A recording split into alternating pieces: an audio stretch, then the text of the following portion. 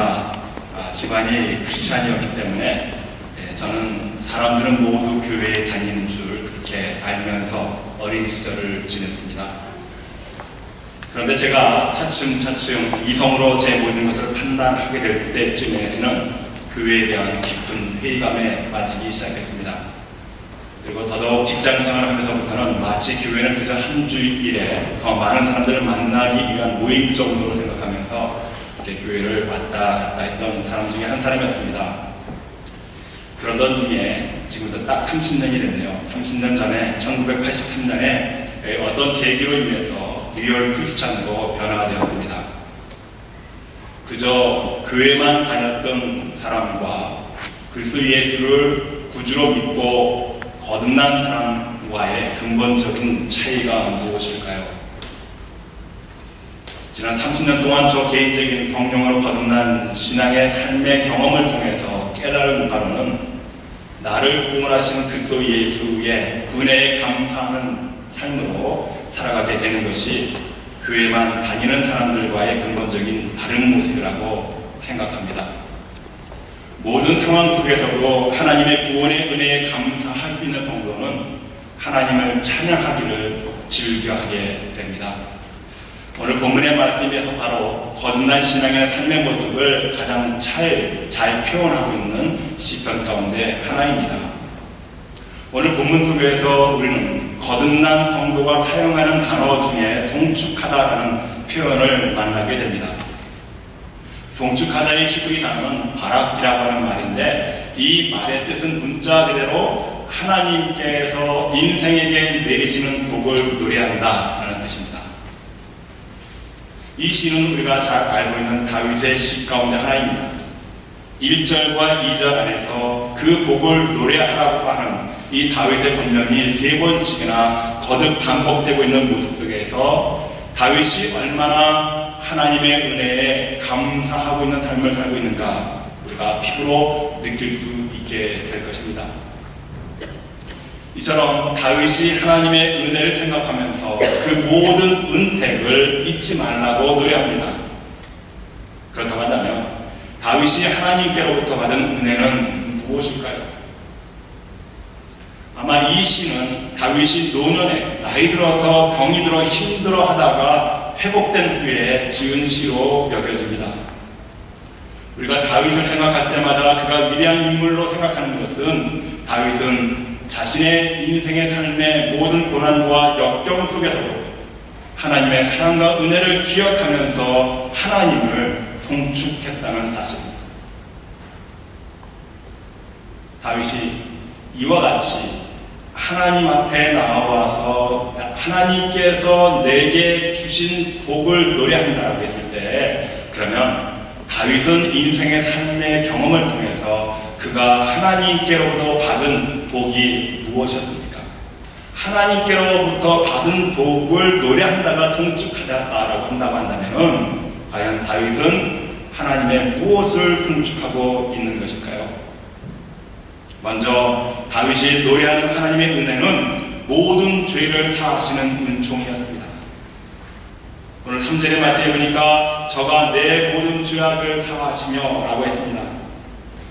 죄를 사해 주시는 것뿐만 아니라 내가 짓는 모든 죄에 대해서 하나님께서는 깨끗게 하신다는 믿음입니다. 사랑하는 성도 여러분, 죄 지은 사람이 얼마나 죄책감에 시달리면서 살아갈 때 그 인생의 삶의 무거움이 어떻겠습니까? 만약에 우리가 다른 사람에게 짓는 죄를 아무도 용서할 수 없고 용서받을 수 없다고 한다면 우리는 과연 이 세상을 어떻게 살아갈 수 있겠습니까? 예수님께서 인생의 모든 죄를 다 용서하시기 위해서 요한복음 3장 16절에서 자신이 이 세상에 오신 목적에 대해서 이렇게 말씀하고 있죠. 하나님이 세상을 이처럼 사랑하사 독생자를 주셨으니 이는 저를 믿는 자마다 멸망치 않고 영생을 얻게 하려 하심이라. 하나님이 그 아들을 세상에 보내신 것은 세상을 심판하려 하심이 아니요 저로 말미암아 세상이 구원받게 하려 하심이라. 저와 여러분들이 죄 사함의 은총을 없이 이 세상을 살아간다고 한다면 우리의 구원의 문제는 영원할 것입니다. 그러나 예수 그리스도께서 이 땅에 자기를 세상에 보내신 하나님의 목적은 그 죄 가운데에서 우리를 구원케 하시기 위함이라고 밝혀주고 있지 않습니까? 그러므로 사랑하는 성도 여러분, 이 땅에서 우리 인간들이 죄를 지을 수 있는 모든 죄에 대해서 나는 용서받을 것이고 용서받았다고 하는 그 마음이 저와 여러분들이 이 세상 속에서 살아갈 때 평화로운 마음으로 살아갈 수 있는 기본적인 자세인 것을 우리가 보게 되는 것이죠. 하나님은 자비로우시기 때문에 우리의 죄를 용서하실 때 용서받을 죄와 용서받지 못할 모든 죄 구별 없이 이미 다 우리는 사함을 받았다는 것입니다. 다윗은 누구보다도 이러한 하나님의 자비로우심과 은총을 경험했던 사람이었습니다. 다윗은 우리아의 아내 밧세바를 범하는 죄와 우리아를 전쟁터에 내보내서 죽게 하는 용서받지 못할 무서운 죄를 지었습니다. 그러나 그것까지 하나님 앞에서 말씀을 붙들면서 씨름하면서 밤마다 자신의 침상을 적시는 용서를 구하는 회개의 사제를 하나님 앞에 간구했을 때 하나님께서는 그 다윗의 모든 죄를 깨끗하게 씻어주시고 용서해 주셨습니다. 마찬가지로 하나님은 예수 그리스도를 이 땅에 보내주셔서 우리가 받아야 할 형벌을 대신 받게 하시고 우리의 모든 죄를 용서해 주셨다는 것입니다. 그러므로 저와 여러분 또한 다윗처럼 우리의 심령 속에서 하나님 앞에서 지은 죄 때문에 그 죄책감의 무거움으로 살아가는 인생이 아니라 말씀을 통해서 내 죄가 정확히 어떤 것인가를 깨닫고 모든 죄를 청산하신 예수 그리스도를 믿는 그 믿음으로 말미암아 죄의 사함의 은총을 누리시는 여러분들 되시기를 바랍니다. 아멘. 두 번째, 다윗이 노래하는 하나님의 은혜는 모든 병을 고쳐주시는 은총입니다. 현대의학에서는 질병의 종류를 3만 가지로 나열했다고 합니다. 그 중에 치료가 가능한 것이 5,000가지 정도라고 이야기합니다. 25,000가지는 원인도 모르는 질병이라고 합니다. 뇌내혁명이라고 하는 책을 읽어보셨습니까?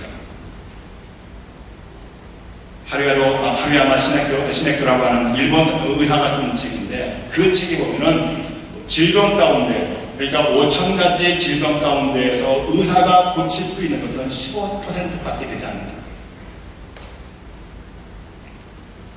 한 사람이 질병을 통해서 합병증을 당하는 그런 경우가 한 100여 가지 종류가 된다고 합니다. 이 수많은 질병들을 오늘 현대의학이 아무리 발달했음에도 불구하고 고칠 수 없습니다. 85%를 고치지 못합니다. 그러나 오늘 본문 말씀해 보니까 하나님은 모든 병을 고치시는 분이라고 우리에게 말씀하고 계십니다. 여기에서 병이라고 하는 탈로아힘이라고 하는 히브리 원어는 육체적인 질병입니다. 인생이 아픔과 고통 속에서 경험하는 질병, 이 모든 육체의 질병들, 이것은 오직 전능하신 하나님만 고칠 수 있다는 믿음입니다. 마태복음 8장 1절에서 4절 보니까 예수님께서 산에서 내려오셨는데 허다한 무리가 예수님을 쫓았습니다. 그때 갑자기 한 문둥병자가 나타났죠. 유대인에서는 문둥병자들은 결코 성한 사람 주변에 나타날 수 없습니다. 성한 사람이 곁에 오기만 하면 나는 부정하다 소리를 외치면서 자기가 문둥병에 걸려있음을 다른 사람들에게 알려야 합니다. 왜냐하면 문둥병은 전염성이 강하기 때문에 그렇다는 것이죠. 특별히 문둥병은 부정한 병의 일종입니다. 그 부정함을 사람들 앞에 나타내지 보이지 못하기 때문에 그런 얼굴을 반드시 가려야만 했습니다. 그런데 이 문둥병 환자가 사람들 가까이 나올 수 없음에도 불구하고 죽을 각오를 하고 예수님과 많은 군중 사이에 뛰어들었습니다. 그리고 주님 앞에서 말합니다. 주여, 원하시면 나를 깨끗하게 해줄 수 있나요? 이 문둥병자의 이 질문은 주님께서는 여러 사람의 질병을 지금까지 고쳐왔다고 말씀하셨는데 하나님께서 나를 저주하셔서 치유받지 못한 이 더러운 문둥병까지도 당신은 치유할 수 있으십니까? 그런 뜻이겠죠. 그때 예수님께서 이 문둥병자에게 무엇라고 대답하셨습니까? 내가 원하노니 깨끗함을 받으라. 내가 원한다는 것입니다. 내 믿음대로 내가 죽을 이 질병을 가지고 살다가 많은 사람들 앞에 내 앞에 나타났을 때 돌에 맞아 죽을 이 고비를 넘기고 내 앞에까지 왔으니 내 원대로 되라는 것입니다. 이 말씀은 그래 내가 믿는 대로 이 더러운 문둥병에서도 깨끗하게 치유될 수 있다. 내가 못 고칠 병이 어디에 있겠느냐 그런 뜻입니다. 그러므로 우리가 만약에 어떤 병이 있다고 한다면 모든 병을 고치시는 하나님의 능력을 믿고 기도하시는 여러분들이 되시기를 바랍니다. 그러면 깨끗하게 낫는 기적이 여러분들 가운데서도 나타나게 될 줄로 믿습니다. 아무리 의학이 발달했지만 인간에게 나타나는 3만 가지 질병 가운데에서 2만 5천 개는 원인도 모른다고 합니다. 그러나 하나님 아버지께서는 그 모든 것까지도 다 고칠 수 있다는 것입니다. 왜 그렇습니까? 하나님만이 저와 여러분들을 창조하신 창조주이시기 때문입니다. 여러분들의 머리끝부터 발끝까지 모든 것을 다 아시는 하나님께서 거기에 무엇보다 잘못됐다고 한다면 하나님께서 아시겠죠. 하나님께서는 다 아시고 계십니다. 그러나 하나님 앞에 우리가 앞에 나아가서 하나님 나 여기가 아파 죽겠습니다. 나를 고쳐주옵소서 간절한 기도를 드린다고 한다면 거기에 못 고칠 질병이 무엇이 있겠습니까? 많은 사람들이 몸이 아파서 기력이 없어서 교회에 갈 수 없다고 말씀하십니다. 그러면 결국 죽습니다. 그러나 기력이 없지만 교회에 갈 수 없지만 하나님께서 말씀을 통해서 고쳐주시겠다고 했으니 내가 교회에 갑니다. 힘이 없지만 기력이 없지만 나에게 능력을 더하여 달라고 하는 간절한 마음으로 교회에 왔을 때 하나님께서는 그 불쌍한 영혼부터 치유해 주시지 않으시겠습니까? 사랑하는 성도 여러분, 아파서 집에서 병원에서 죽지 마시고 성전으로 나오시면서 내 그 가는 중에 내가 죽더라도 성전으로 나와서 죽으시는 여러분들이 되시기를 바랍니다. 그런 믿음, 그런 사람들은 결코 죽지 않습니다. 시편 103편은 성전으로 올라가면서 부르는 찬양식 가운데 하나입니다. 모든 질병, 의원들이 고칠 수도 없는 이 병 가운데에서 고통 중에 신음하는 백성들이 성소에 계시는 그 하나님, 나를 창조하신 그 하나님을 내가 만나기만 하면 내 모든 질병을 다 고칠 수 있다고 하는 확고한 믿음, 이 확신을 가지고 성소로 발걸음을 옮기면서 부르는 노래가 바로 오늘의 찬양식입니다. 그렇게 죽기를 작정하고 모든 질병을 고치시는 하나님의 은혜를 사모하는 마음으로 성소에 나왔을 때 여러분, 하나님께서 못 고치실 질병이 무엇이 있겠습니까? 다윗은 그 모든 것을 이미 깨달아 알고 있었습니다. 그래서 그는 성소를 향하면서 나의 모든 질병을 고치시는 그 하나님, 그 축복을 노래할 수밖에 없었던 것이죠. 그러므로 사랑하는 성도 여러분, 여러분들도 만약에 병에 걸려 있어서 내가 죽을 병이 있다고 한다면 작정을 하시고 이 성소에서 날마다 기도하시기 바랍니다. 문둥병으로 인해서 육신이 썩어 문드러져서 결국은 죽었을 것입니다. 그러나 죽기를 작정하고 예수님 앞에 나오지 않았습니까? 죽기를 작정하시고 날마다 기력이 없지만 힘이 없지만 이 성전에서 기도하고 예배드리는 여러분들에게 하나님께서는 반드시 깨끗게 낫게 하는 역사가 나타나게 될 줄로 믿습니다. 세 번째, 다윗이 노래하는 하나님의 은혜는 나를 구원하시고 간을 씌워주시는 은총을 노래하고 있습니다.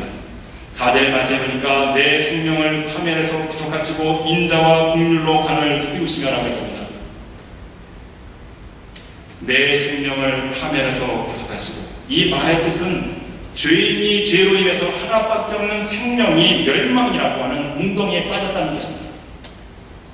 여기에서 파멸이란 죽음, 무덤, 지옥을 말하는 것입니다.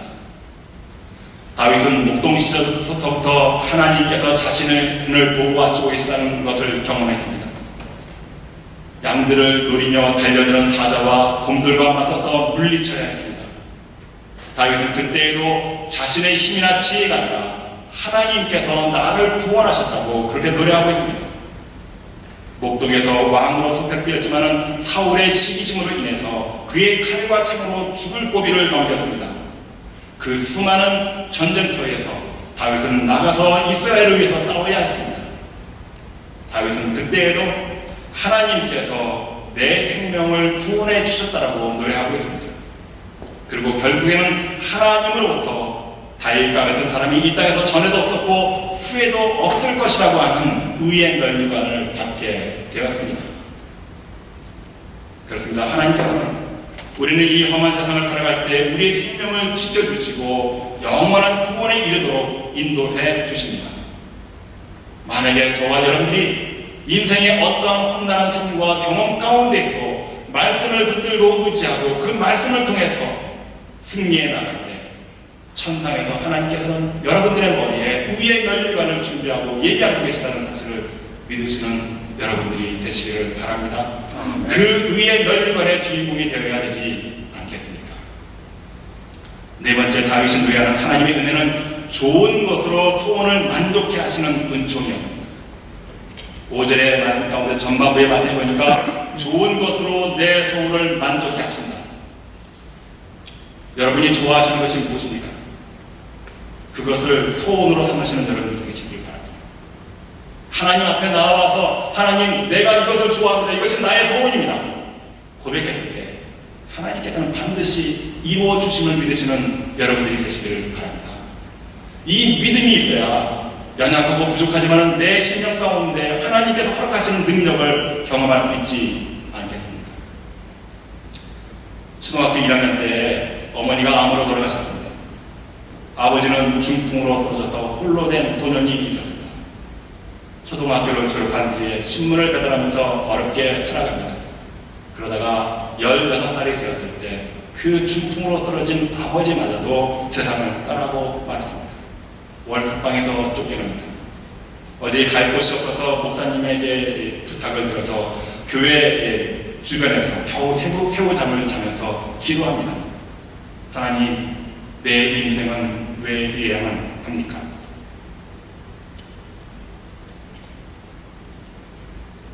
그러나 하나님, 오늘 목사님께서 설교하신 대로 내가 주님께 모든 것을 맡기면 주님께서 내 삶을 인도하신다고 그렇게 약속하셨다고 한다면 이제는 내 모든 삶을 주님께 맡깁니다. 부모는 나를 고아되게 했지만 주님, 이 고아를 축복해 주세요. 그런 기도를 드렸던 16세의 이 어린 소년은 호텔 식당에 가서 주방 보조로 취직을 합니다. 22세에 요리사 자격증을 따고 직장을 다니면서 중고등학교 검정고시에 합격을 하고 방송통신대학을 마치고 인하대학교 대학원에서 식품영양학 석사학위를 받게 됩니다. 한국요리경연대회에서 금메달을 따고 베를린 세계요리대회에서 동메달을 따게 됩니다. 지금은 대학 교수로 재직하고 있습니다. 이 어린 소년에게 있어서 부모님이 병에 걸리고 16세의 이 세상에 홀로 남은 것은 고통입니다. 희망이 없어 보입니다. 그러나 이 소년은 하나님께 자신의 모든 것을 맡겼습니다. 자신의 운명을 하나님께 맡긴 이 소년은 환경 때문에 낙심하지 않고 이성으로는 잘 이해가 안 된다 할지라도 믿음으로 감사를 드렸습니다. 결국 이 소년의 삶이야말로 좋은 것으로 내 소원을 만족해 하는 하나님의 말씀의 능력을 이룬 삶이 아니었겠습니까? 저와 여러분들이 내가 좋아하는 것, 내 소원을 하나님께 말씀을 드리는데 하나님께서 이루어주시지 않으시겠습니까? 이 소년만 하나님의 말씀만 믿고 의지했다는 말씀입니까? 오늘 저와 여러분들도 우리가 힘들고 어려운 시대를 지나고 있지 않습니까? 경제가 어려워졌습니다. 영적으로 동성연애자들이 이제는 합법이 되는 세상이 되어버리고 말습니다. 하나님의 살아계심을 느끼지 못한 채 영적인 무감각 속에서 살아가는 세상이 되어버리고 말았습니다. 이 세상 속에서 저와 여러분들이 가장 좋아할 것이 무엇입니까? 여러분들의 소원이 무엇입니까? 말씀을 붙드시고 여러분들의 소원을 이 성전에서 이루시는 복된 여러분들이 되시기를 주의 이름으로 축원합니다. 마지막으로 다윗이 노래하는 하나님의 은혜는 내 청춘을 독수리처럼 새롭게 하시는 은총이었습니다. 제가 지난 이틀 밤 동안 우리 교회에 출석하고 계시는 어르신들의 이름을 부르면서 주님, 이 청춘의 독수리 같은 젊음을 회복시켜 주옵소서 이틀 밤을 꼬박 기도를 드렸습니다.